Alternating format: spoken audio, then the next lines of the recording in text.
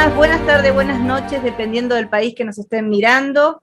Queremos agradecerles por estar del otro lado, siempre apoyándonos, siguiéndonos y escuchándonos. Eh, Hoy tenemos un invitado muy especial desde Argentina a Estados Unidos, el señor Claudio Millens. ¿Lo dije bien, Millens? Sí, sí, sí. Bien, Claudio. Quien nos va a contar un poco su historia es eh, familiar y víctima de femicidio de su hija. Eh, bueno, te voy a dar la bienvenida, Claudio. ¿Cómo estás? Hola, Analia, ¿cómo estás vos? Muy Bueno, bien. no sé, buenas tardes para vos, buenas noches para nosotros. Gracias por la invitación. No, por favor, bienvenido. Contanos un poco, Claudio, ¿cuál es tu caso? Bueno, el nombre, ¿cómo te puedo explicar? Bueno, yo te muestro la fotito y para que la gente más o menos entienda, ¿sí? Ahí, más o menos. Bueno, ella es Carla Millens, mi hija, trabajaba en el Bingo Asos de Pilar. Hacía muy poquito que trabajaba en el Bingo Asos de Pilar. Eh, Era una empleada dentro del bingo que en ese momento, en ese tiempo, en el 2011, se entregaba las fichas a las personas que jugaban a las pequeñitas y todo eso. Bueno, la llevé el día de su cumpleaños, ella cumplía 19 años, fue a trabajar como todos los días, y al otro día de la mañana, Carla nos llevó a mi casa. Empezamos a hacer las averiguaciones pertinentes, ¿cierto? Porque la costumbre, más allá de que ella no había pedido permiso para juntarse con las amigas y amigos del trabajo a la salida a un sitio de comidas, ahí en ese parking, vamos, así como le dicen ustedes, no sé, eh, a, a comer algo para festejar su cumpleaños a la salida, yo le había pedido que, bueno, como todos saben que la inseguridad está brava, eh, le había pedido que viniera tipo 10 de la mañana, 11, viene a la luz del día domingo, ¿sí?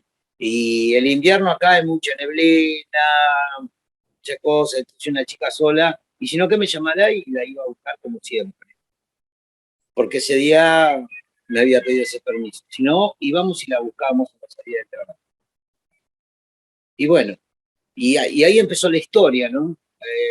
Ahí empezó el desastre, vamos a decir, en nuestra familia. Encontramos a Carla a unos 400 metros de mi hogar, en una edificación abandonada. A Carla la había violado, la habían apuñalado como 47 veces, le habían reventado la cabeza con piedras y la habían prendido fuego. A ese lugar del hecho llegó primero mi hijo mayor, mi hija segunda, que sería la que le seguía a Carla, mi esposa y yo. Yo no sabía a quién sacar primero de esa escena del crimen, de ellos. Gritaba a mi hija, la trataba de bajar, mi hijo se daba contra la pared, lo trataba de sacar, mi mujer se había acostado al lado del cuerpo y la acariciaba y no sabía yo cómo reaccionar ante eso.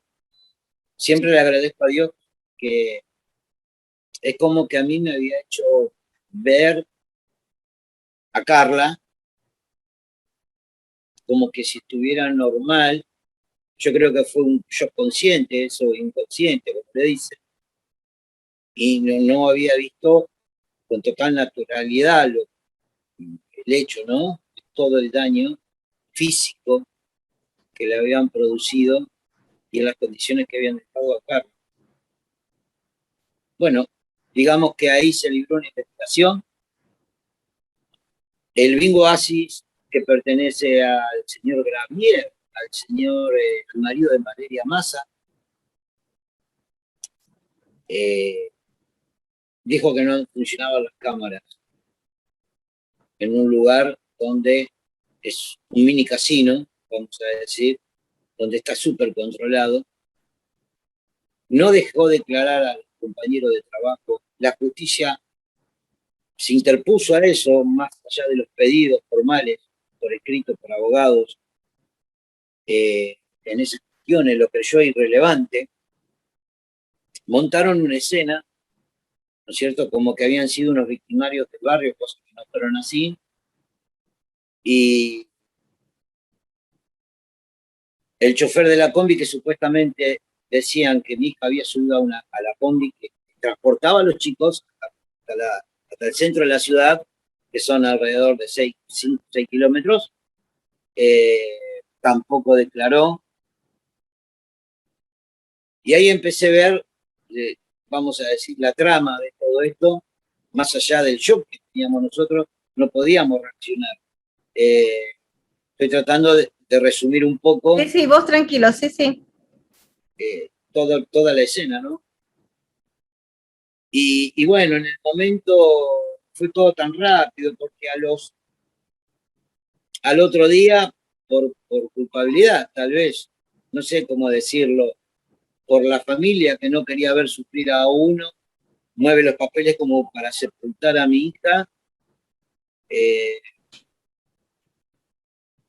Yo acepté, fueron 2 horas de velatorio, se sepultó, y a las 48 horas del hecho, de que se encontró el cuerpo y del hecho, ¿no? Porque no pasaron días. Estamos hablando siempre dentro de las 24 horas del crimen, 48 horas posteriores después. Ese lugar, entre topadoras municipales, de acá de la Municipalidad del Pilar, dirigida por el intendente Humberto Zúcaro, a destruir la escena del crimen, destruyen toda la escena del crimen. Ahí había un canal televisivo de acá local que registró toda la escena, y bueno, y la policía, la fiscalía no sabía qué decirme, quién había dado la autorización de tal delito, porque a 48 horas no me podían decir a mí que ya habían recolectado todas las pruebas del lugar. Y bueno, y ahí empezó una pelea y averiguación de paraderos, sinceramente, de gente muy involucrada en este asesinato. A mi hija, esa es al día de hoy, que Carla no tiene culpable en la causa, no saben quién la asesinó. Gracias a la ineficacia del Estado, gracias a la ineficacia del intendente, que era intendente en ese tiempo. Y sinceramente es como que a nosotros nos sepultan una y otra vez, ¿no es cierto? Nosotros vivimos por esto todos los días. ¿Querés saber la verdad de Carla? ¿Qué fue lo que sucedió? En realidad, yo como papá, con investigaciones privadas, se llegó a investigaciones, pero la fiscalía jamás dio lugar a eso. Se trató de intimar a los fiscales por mal ejercicio a sus funciones, al intendente, al secretario de Obras Públicas en su momento, porque había cometido el delito de mal ejercicio de la función pública, abuso de autoridad, destrucciones de pruebas. Bueno, la justicia no dio lugar a esas cosas. Y Pilar es simplemente tapar y tapar continuamente el nombre y la vida de mi hija. Evidentemente sí, te estaba escuchando y te agradezco, y sé que es muy difícil tener que volver a recordar y contar algunas partes de lo que viviste en aquel momento. Para las personas que nos están escuchando, esto pasó el 12 de junio, si no me equivoco, 2011. Sí. Ya vamos para 12 años. 11 ¿sí? años. 11 años de un femicidio que aún no tiene culpables, donde está lleno de irregularidades todo el procedimiento posterior al asesinato de Carla. Se deshacen de las pruebas, no dejan que los testigos que hay puedan participar y dar información, porque esto es súper importante, poder saber qué pasó en los últimos momentos de su salida del lugar de trabajo, de los compañeros algo tienen que saber, algo tienen que haber visto, o sea, cualquier comentario, cualquier cosa que sirva apoya a la investigación, cosa que a ustedes les fue negado. Todo nos fue negado. Nosotros sabemos que está involucrado, vamos a decir como se llama acá, el hijo del poder, ¿no? Toda la sociedad acá lo habla, pero nadie lo declara. Entonces, es simplemente como el cuento del lobizón, ¿viste? Es una parábola, no sé cómo decirlo. Todo el mundo dice, y todo el mundo señala, y todo el mundo, llegó todo el mundo, bueno, toda la sociedad de Pilar, y hoy, sí, también la provincia de Buenos Aires, muchos. Y realmente digo, decir, ¿cómo puede ser que un fiscal por lo menos no tome conocimiento? Hemos pedido que lo llamen a declarar, llamen al intendente a declarar, ex intendente, ¿no? Porque después con el tiempo pierde el mandato, que lo llamen a declarar y bueno, realmente no dan a lugar a esas cosas. Y a mí... Ese es muy... si quisieron tapar las cosas, si quisieron hacer como acá no pasó nada, creo que quedaron más en evidencia cuando actúan de esta forma. Creo que es más que evidencial que están ocultando algo a alguien, que están encubriendo, que no quieren obviamente tocar a ciertas personas. Creo que barajan tan mal la impunidad con la que trabajan, porque en realidad trabajan con una impunidad atroz, pero la manejan tan mal que quedan en evidencia, ¿no? Cualquier persona que te escucha o lee el caso de Carla empieza a pensar y hasta buscar sus propios resultados, ¿no? Porque acá la realidad es que Carla fue asesinada. La realidad es que Carla no está más. La asesinaron de una manera muy cruel, con ensañamiento, y nos encontramos con una sociedad que te dice la mitad de las cosas, que sabe, que no sé, que lo otro, y esto no es un juego, porque esto es la vida de una familia que atraviesa el femicidio. Están atravesados a través de estas desgracias que están ocurriendo en el mundo y que te revoluciona todo y te cambia la vida, ¿no?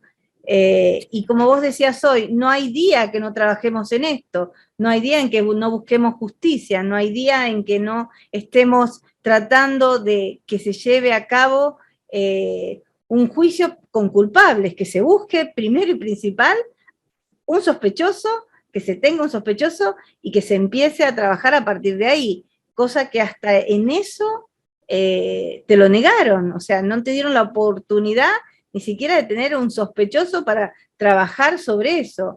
Y qué difícil que debe ser, qué difícil es exigir una justicia donde hay una desidia total con respecto a esto. Mira, hoy por fuera de lo que es cámara, creo que lo estuvimos hablando, tal así que nosotros creamos un lugar para trabajar con familias, hacemos la asistencia, la reflexión, ayudamos con los casos, investigaciones, un montón de cosas. Y lo tengo compenetrado todos los días, ¿no? Porque ayuda a otras familias y sinceramente, cuando me toca hablar de mi hija, es imposible no entender cómo puedo ayudar a otras personas si yo no puedo conseguir la justicia para mí. He hecho muchísimas cosas. Hemos presentado miles de escritos. Le hemos rogado a la Corte Internacional. Carla no solamente es un femicidio. Carla, para mí, porque he discutido con distintas asociaciones, y me decían, Carla no fue secuestrada. Para mí, una persona que está llevada a la fuerza a través de un secuestro, una persona que es tocada o abusada sin consentimiento de violación, y todo lo que hizo el Estado con respecto al caso de Carla, para mí es un caso de lesa humanidad. Exacto. Carla abarca todo y a su vez no abarca nada, porque son tantas cosas que hemos pasado, desde los funcionarios públicos que hemos llegado a conocer, ¿no es cierto? Y cuando hemos nombrado o hemos dicho que está involucrado gente del poder,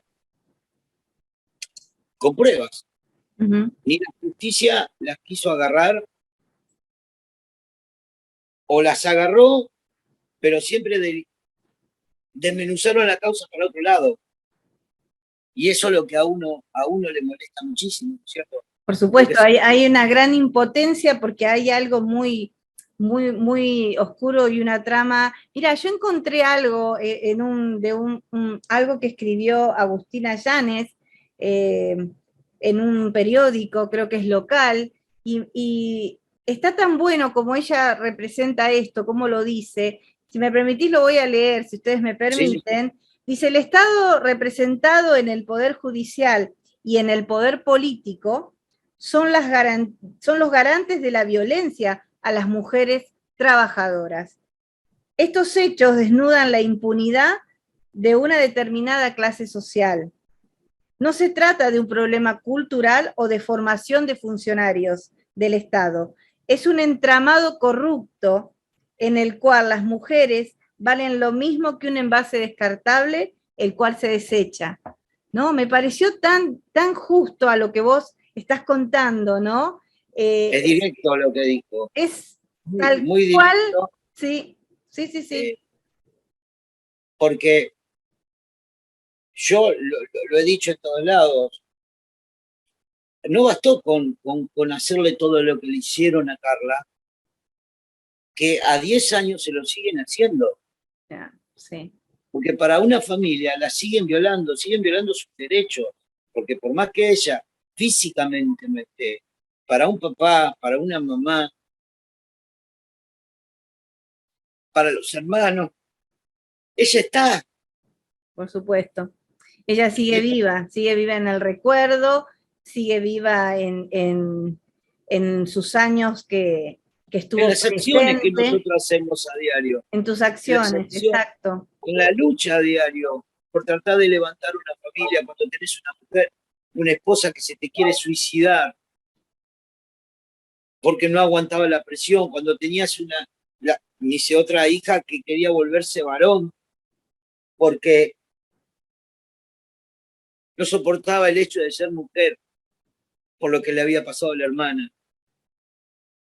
El daño, Claudio, el daño es tan grande, creo que esta dimensión no la tienen la mayoría de jueces, fiscales, abogados, funcionarios, a quienes nos dirigimos un poco no tienen idea de la dimensión de lo que significa el asesinato de un miembro de una familia que está constituida moralmente en esta sociedad, para seguir adelante y avanzando como la mayoría de los seres sociales y morales somos, donde destruyen el futuro de la familia, ¿no? De alguna manera, donde te asesinan a vos también, donde asesinan a tus otros hijos, donde están asesinando a tu esposa, los daños psicológicos, los daños económicos, los daños sociales, los daños emocionales que causa un femicidio, que aparejado a eso nos encontramos con esto de la impunidad total y volvemos a repetir, sin sospechosos, sin juicio, sin caso, sin nada, ¿no? Por eso cuando esta chica describe, dice a las mujeres como un envase descartable que se desecha, ¿no?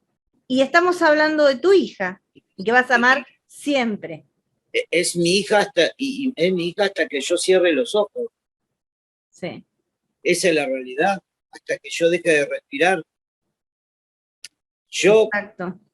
Voy a pelear por los derechos de ella toda mi vida.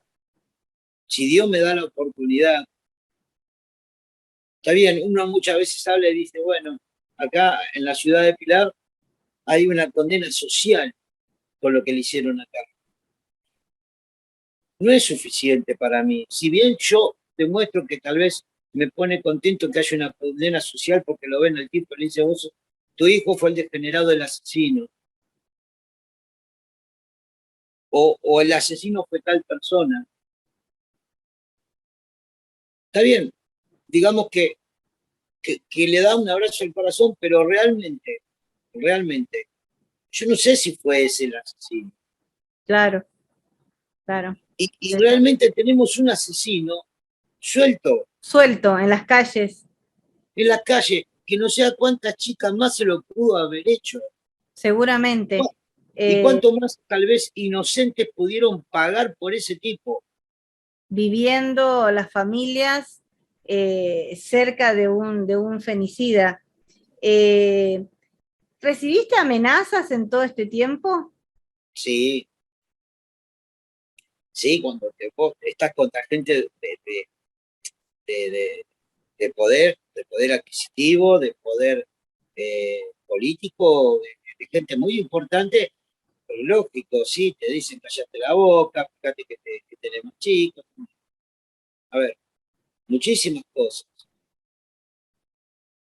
Me quería, el ex intendente en su momento, me decía, ¿te querés ir a vivir a Corrientes? ¿Te querés ir a vivir a otro país? Me quería sacar de acá. ¿Y por qué yo me tengo que ir? Exacto, ¿Por qué exacto. yo me tengo que ir? Yo lo único que siempre le pedí a la justicia, más allá de lo que se habla acá, yo jamás fui directamente a, o insultar o a denigrar a esa persona, porque a mí la justicia no me lo dijo. ¿Sí? Lo dice la sociedad. Y cuando yo le pido a la sociedad, por favor, ustedes saben, lo que necesito es que vayan y lo declaren, nadie lo hace. No, no lo hacen. No, te dicen que por miedo, por esto, por lo otro, ¿no? Pero sí solamente tenía una prueba de investigación, que era lo que yo te comenté a lo primero, el derrumbe de la escena del crimen. Eso es un delito muy grande que no puede cometer un funcionario y que la justicia no puede permitirlo. No lo puede permitir. Es decir, ¿con qué autoridad puede destruir la escena de un crimen? El fiscal en su momento, a las 48 horas, mientras yo había terminado de sepultar a mi hija, yo me acerco a la fiscalía enojado. Entonces el fiscal lo primero que me dice es, pero usted no pidió que se preservara la escena. Es que vos no era tu, claro. Primero que no es mi trabajo. Si yo hubiese estudiado leyes, era otra cosa. Ahora sí me tuve que estudiar un montón de cosas. Me imagino, me imagino. Me he vuelto investigador privado, psicólogo. La mayoría de los padres que atraviesan esta situación terminan sabiendo mucho más que los abogados, los fiscales, los jueces, tienen mucho más claras las leyes, los procedimientos, que quienes tienen los títulos. Eso me consta por todos los padres y madres con las que he estado hablando durante este tiempo. Con lo que usted habrá entrevistado ya hace tiempo. Entonces, le digo, bárbaro, me destruyeron la causa primaria, porque encima tuvieron ese descaro de desglosar la causa en dos, en vez de ser toda una sola. Entonces le digo, bueno, bárbaro, me mandan a un fiscal de delitos complejos, se llama acá, que se encarga de funcionarios, ¿sí? a hacer la denuncia y a elevar una causa. Esa causa se eleva por lo que te comentaba antes, mal ejercicio de la función pública, abuso de autoridad, destrucciones de prueba. Entonces la fiscal pide en su momento que contestar un escrito por qué habían hecho eso, desde la municipalidad por qué habían hecho. Entonces el secretario de Obras Públicas, que se llama José Castellí,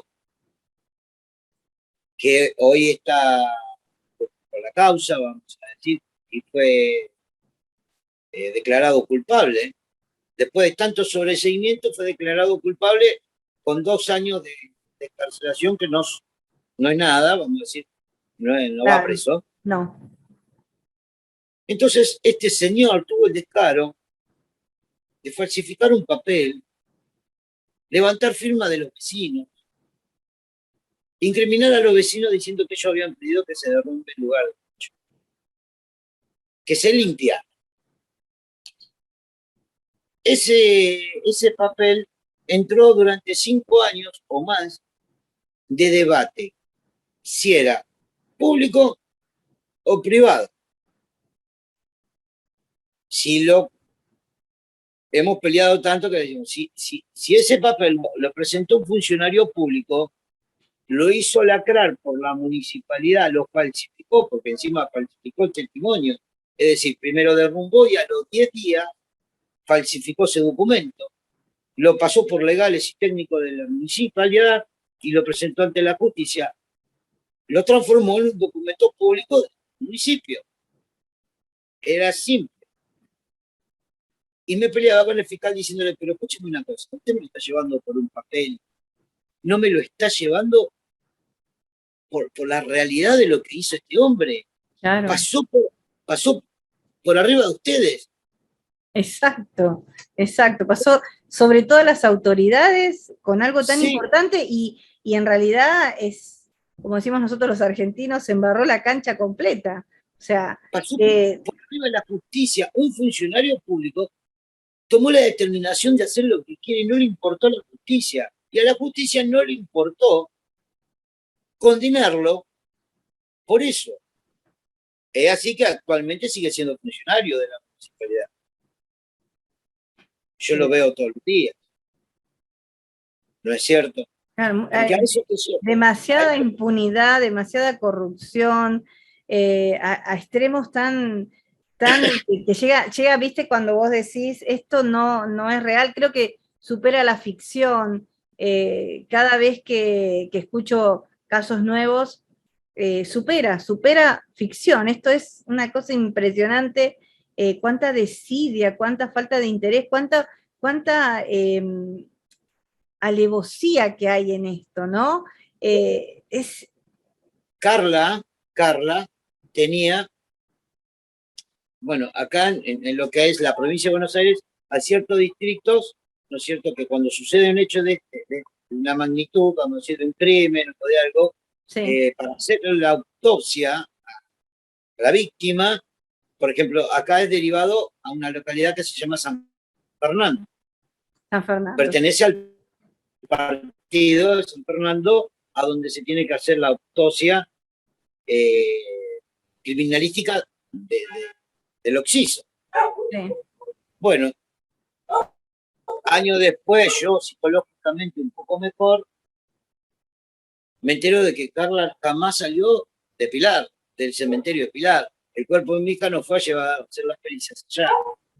Como el intendente era doctor y el presidente del Consejo Deliberante en esa época era doctor, tomaron la decisión de que mi hija le hiciera la autopsia en el cementerio de Pilar, que es una mugre, ¿no es cierto?, sin ningún tipo de cuidado.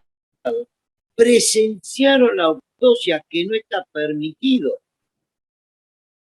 Esos 2 médicos presenciaron la autopsia de mi hija, que no está permitido ante la justicia, porque lo tiene que hacer un perito de la justicia. Más allá de eso, no bastó que, bueno, digamos, el presidente del Consejo Deliberante al año falleció, Y, y este tipo jamás dio una explicación por qué estaba ahí. Claro, claro, ¿qué hacía ahí? ¿No? Que, ¿Qué hacía ahí? Exhumamos el cuerpo de ¿Cuántas mi hija. irregularidades desde el hecho también de una autopsia, que sabés que eso también ayuda y aporta muchísimos datos para la causa, y hasta en eso también hubo obstrucción de eso. Bueno, Eh, con respecto a Carla, eh, como decía antes, viste que uno se vuelve un investigador, ¿no es cierto? Entonces, al mes del homicidio, nosotros decidimos, porque habían cometido la torpeza de sepultarla en tierra en vez de dejarla en reserva. Entonces, cuando yo agarro la causa, leo que dice, se procede al lavado y al cepillado del cuerpo para después tomar pruebas. Es decir, primero lo lavaron y después tomaron las pruebas. claro. Yo digo, es increíble. ¿Cómo pueden hacer eso? Entonces pido una exhumación del cuerpo de mi hija al mes. Presenciamos la exhumación con mi señora. No hubo manera que nos sacaran de ahí. Abrieron la tumba, abrieron el cajón, tenían que sacar el cuerpo, depositarlo de vuelta en canilla y llevarlo a hacer el estudio, porque había una pericia de los dientes, como se habían roto los maxilares, y había un sospechoso que estaba mordido.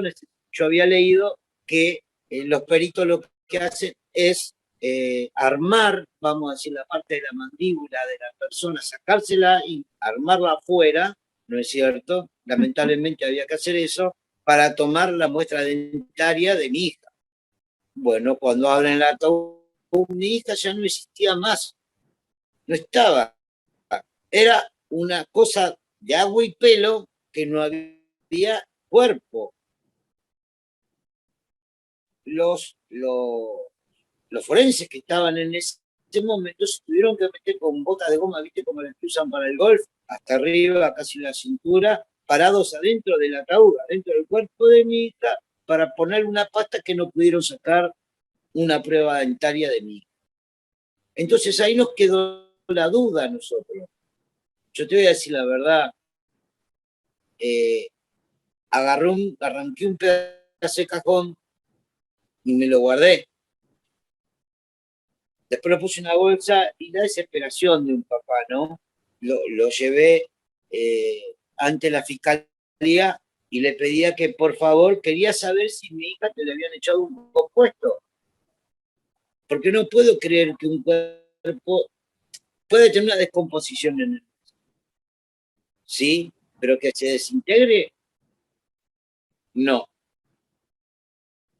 Y eso lo conjugué con la presencia de estas dos personas en el lugar que no tenían que estar.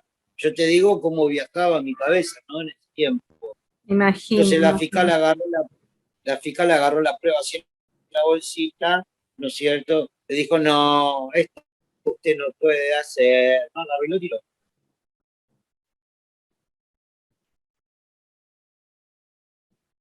Todo, todo era así, todo fue así. No, no, no.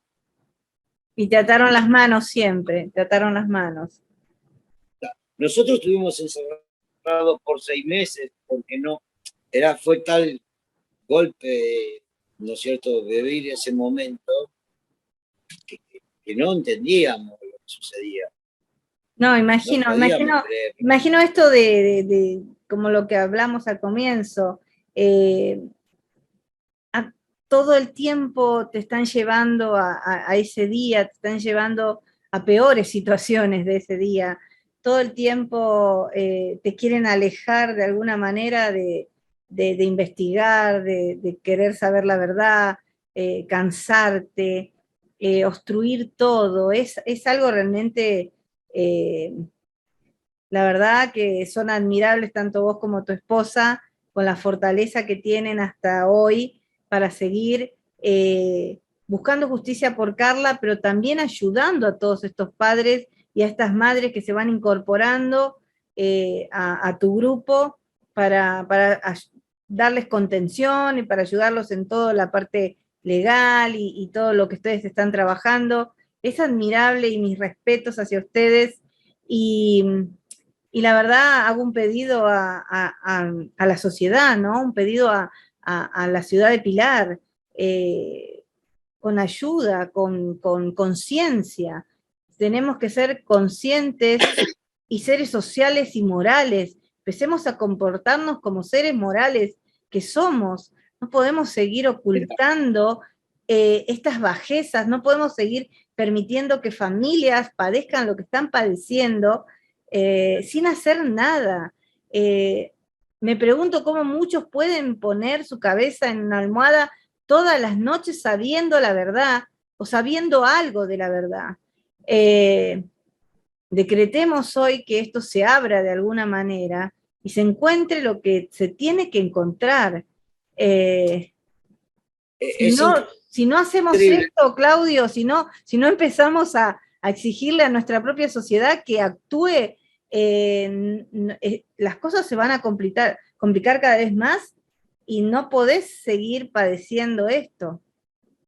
Mira, vos sabés, vos has vivido en Argentina y sabés que Argentina se cree primera del mundo en todos los aspectos, ¿no es cierto? Sí. No hay mejores para nosotros, ¿no? En materia de copiar, somos mandados a hacer. En materia de llevar a cabo la justicia, imposible. No tiene, yo creo que no se puede copiar de ningún país.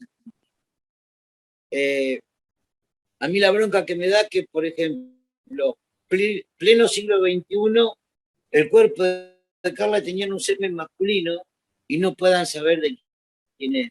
Exacto. Sí. No puede Porque no ser. existe un banco de ADN. Es increíble. Países aún más subdesarrollados que nosotros, países aún con menos infraestructura, países con menos logística, países con menos capacidades, consiguen leyes y justicia, te lo aseguro. Y nuestro país, Sí. que debería estar superado de todo, sigue con estas cosas, sigue ocultando, porque el grave problema es la corrupción. Y cada vez me quedo más con lo que te leí, con esta chica que la felicito, Agustina Llanes, la felicito, porque en un pequeño párrafo pudo describir no solo el caso de Carla, porque ella está hablando del caso de Carla, sino de lo que está pasando en nuestro país con la corrupción en general, que ha ganado todos los espacios, todos los espacios. No hay un lugar que en la Argentina actualmente la corrupción no gobierne, no esté de pie. Y no hay un lugar donde haya un grupo de padres, de madres, de hermanos, de familia que exija justicia. Mira, yo creo que en la Argentina, y me da mucha lástima decirlo, porque sinceramente soy argentino y quiero un cambio para mis hijos. A mí Pero también.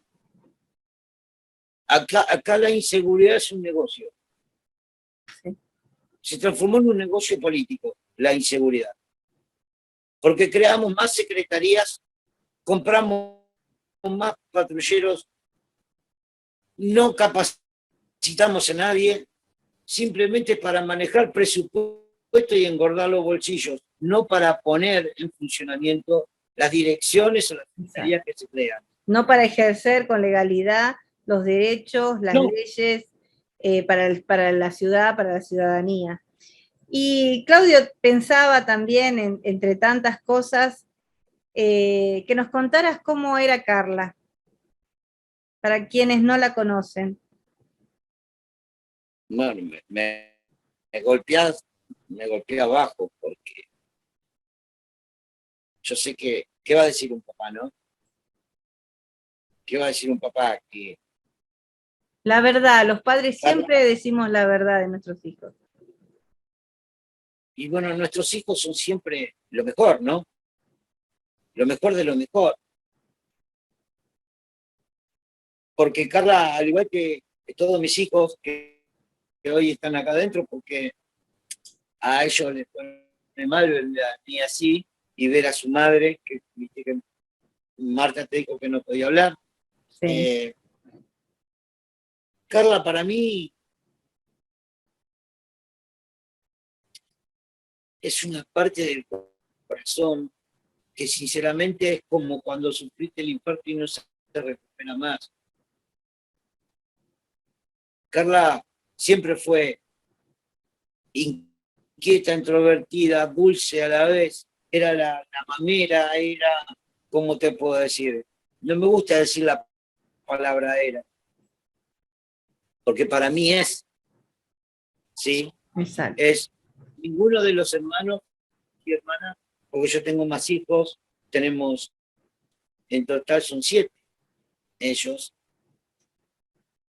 y el más chiquito mío, por ejemplo, Mateo, tiene síndrome de Down. Yo creo que también un poco eso nos ayudó muchísimo, pero nadie ocupa el lugar de nadie. Mis hijos han respetado siempre el lugar de Carla, ¿no es cierto? Como desde la infancia que pasaron juntos. Acá se respetó y se respeta siempre el lugar de Carla, porque para nosotros Carla es todo.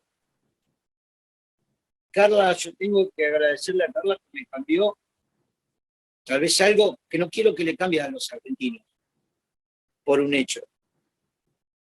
Porque cuando yo pido justicia, pido que no le pase a otro lo que a mí me pasó. Lo que vivo día a día, más allá de que lo tapo con otras cosas que hago. Carla cambió todo. Se tuvo que escribir un libro nuevo con mi hija ficticia. Sueño que mi hija está en Estados Unidos. Fue lo primero que dije. Mi hija se fue lejos. Algún día poder estar con ella. Pero Carla es el motor, vamos a decir, pero no el motor por lo que le pasó. Es el motor porque siempre fueron el motor, cada uno de mis hijos el motor de esta casa. Y creo que hay muy pocas familias, porque nosotros enseñamos la no victimización de una familia. Porque lo que le pasó a Carla, más allá de que yo soy el padre, más allá de que puedo sentir que destruyeron a mi familia, de que yo estoy llorando, de que mi mujer está mal, de que mis hijos estuvieron mal por mucho tiempo. Pero realmente la víctima es Carla. Yo solamente soy la persona que puedo hablar por ella y reclamar lo que no tendría que estar reclamando. Lo que personas profesionales hoy tendrían que estar creciendo la investigación para saber quién le hizo eso a Carla. La justicia, el que estudió para ser fiscal, el que estudió para ser abogado, el que estudió para ser juez. Yo no entiendo cómo puede llamarse una persona que no le interesa eso. No solamente por Carla, lo digo por muchos chicos, por muchas nenas, por todo en la vida cotidiana. Vos levantás una denuncia porque tu marido te golpea y le importa 3 carajos, hasta que no te arrancó la cabeza, ¿me entendés? No hacen lo que tienen que hacer. Y eso no tiene que ser así. ¿Para qué existen los derechos humanos? Yo no lo entiendo. Acá en la Argentina parece que hablas con cualquier argentino y te va a decir lo mismo. Y los derechos humanos están al revés. Tiene privilegio un victimario y no lo tiene la víctima. A la víctima, si no tenés que contratar a un abogado, pero no tenés dinero, bueno, podete. Al victimario se lo ponen gratuitamente. Sí. Es el mundo del revés, ¿no? Las familias quedan destruidas, muchos pierden el trabajo por querer buscar justicia, volverse investigador, como me pasó a mí, ¿sí? Y el Estado no te da ni una ayuda, ni un trabajo, ni un sueldo, pero subsidia a un montón de personas que golpean el bombito, que venden droga y que hacen un montón de cosas. Pero a vos, que sos el papá de una víctima, jodete. Entonces, ¿cómo puedo yo creer en la justicia. ¿Cómo puedo creer que esto va a cambiar en la Argentina? Cuando siento que las personas, cuando hablamos de discapacidad, hablan de inclusión. Y yo te puedo asegurar que los discapacitados son los que tenemos en el poder hoy. Discapacitados emocionales y discapacitados sociales son. No, te escucho y te abrazo desde acá, mi familia, a ustedes, a tu familia. Les agradecemos por esa fortaleza que tienen, por representar a muchos de los argentinos que buscan justicia y que creen en esto de, vos me decías, no creo, me cuesta creer en la justicia. Por supuesto que cuesta creer cuando se vive de esta forma, cuando te niegan todo, cuando te cierran las puertas. Claro que sí, es muy difícil creer en la justicia. Pero tenemos que creer en nosotros y creer en que podemos juntos conectarnos, estemos donde estemos, en el país que estemos, para generar esto, ¿no? Generar este enlace entre los países, entre las familias de víctimas de femicidio, para buscar una ayuda en general, apoyarnos. Me encantaría seguir hablando con vos muchísimo más, pero el tiempo se nos va extendiendo y quiero darte la oportunidad de que le hables al mundo y le pidas o nos dejes un mensaje para que podamos encontrar los derechos de Carla, para que esos derechos que ella tiene se cumplan. Mira, creo que no me sale nada. Yo lo que puedo decir es que el caso de Carla merece ser investigado, Carla merece tener justicia. Después al mundo le digo que si piensan, o a la Argentina le digo, que si piensan que me robaron la vida de mi hija, están muy equivocados. A mi hija la llevo con tal orgullo y crece espiritualmente como sea en mi familia. El daño físico que le han hecho a Carla, yo creo que lo tienen que pagar. El daño emocional que le hicieron a mi familia, alguien tiene que escuchar y ayudarnos a que se lo devuelva a mi familia. Nada va a devolver, el dinero no devuelve las cosas. Pero si hay algo que puede hacer el dinero, puedo ayudar a reparar a otras familias, acompañar a otras familias y ayudar a otras familias. El miedo que tienen es de que uno utilice el dinero para hacer eso, para hacer el bien, y no para hacer el mal como lo están haciendo ellos. Yo tengo que decirle a todos que aprovechen la posibilidad que así personas como vos, que está del otro lado del mundo, nos da la posibilidad para decir o recordar o hablar un poco de nuestros seres queridos, ¿no es cierto? Y que por este medio se replique y que todo el mundo pueda estar conectado y podamos llegar a ser mejores seres humanos. Que ayudemos al vecino cuando necesita una ayuda, cuando pide un auxilio, que no miremos para otro lado, que es muy necesario que todos nos comprometamos a ayudar al otro. No habría lo que está pasando hoy en el mundo. Sinceramente, sé que no hay un mundo perfecto, pero se puede hacer. Yo creo que se puede hacer. Seguro. Entre todos se... Yo creo que sí, Claudio.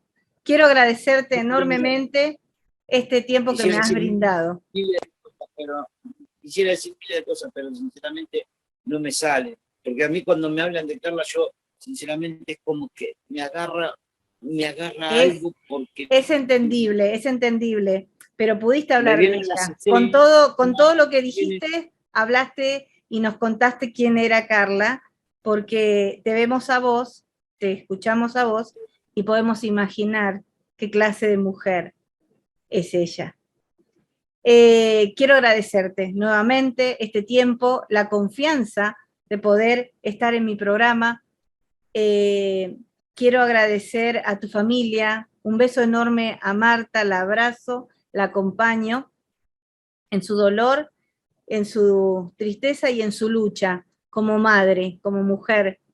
Y quiero hablarle al mundo y pedirles, quienes nos estén escuchando, que conecten todas las energías que tienen, las mejores, las positivas.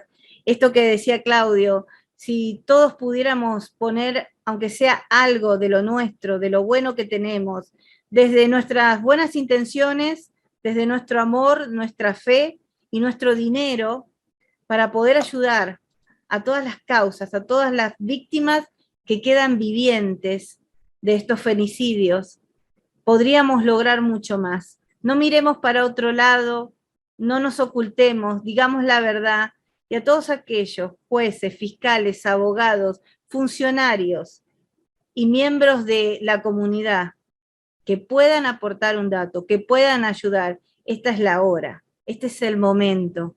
Es el momento porque Carla merece justicia. Carla merece que sus derechos se hagan valer. Carla era una mujer que tenía una vida por delante maravillosa, porque tiene una familia maravillosa. Carla necesita de todos nosotros. Pensemos en ella, que hoy podamos tomarnos, aunque sea unos segundos, para pensar todos juntos, donde nos encontremos, en Carla Millens. Muchísimas gracias a todos y queremos dejarlos entonces con este pensamiento. Ahí tiene la imagen de Carla, Justicia por Carla Millens. Tomémonos ese espacio y pidámosle a Dios y al universo que las cosas se cumplan y se hagan y que la justicia llegue. Muchísimas gracias, Claudio, por todo. Los dejamos y esperamos que puedan compartir este programa y reflexionar y que la justicia llegue. Muchísimas gracias. Bye bye. Gracias, Analia.